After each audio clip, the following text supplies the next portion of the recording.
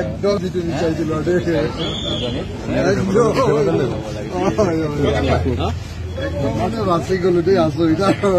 কি কব দুইজনকে সুধিছো কি কব এতিয়া বিশেষকৈ এক্সিট পোল ওলোটা হৈ গৈছে আমি আশা কৰিছিলো যেনেধৰণে ৰাইজে বিজেপিক প্ৰত্যাখ্যান কৰিবই লাগে কাৰণ বিজেপিয়ে ৰাইজৰ মতৰ বিৰুদ্ধে কাম কৰি আছে নিজৰ স্বাৰ্থ পূৰাবলৈ বিচাৰি আছিল আৰু আজিৰ ফলাফলে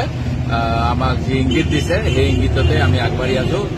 উজনিত ৰাইজে কংগ্ৰেছক আঁকোৱালি লৈছে আৰু বিৰোধী পক্ষক আঁকোৱালি লৈছে বিজেপিৰ বিৰুদ্ধে আমাৰ যি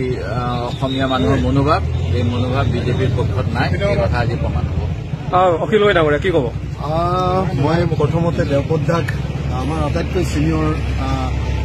MLA আৰু আটাইতকৈ চিনিয়ৰ আমাৰ গোটেই যোৰহাট লোকসভা সমষ্টিৰ চিনিয়ৰ মানে আমাৰ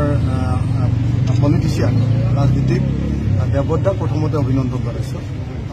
আমি সকলো দেৱদাৰ সমষ্টিটো আগবাঢ়ি আছে আমাৰ শিৱসাগৰ সমষ্টিটো আগবাঢ়ি আছে আমাৰ তিতাবৰ সমষ্টিটো আগবাঢ়ি আছে আমি তিনিজন MLA আছিলো আমাৰ তিনিজনৰ ঠাইতে আগবাঢ়ি আছে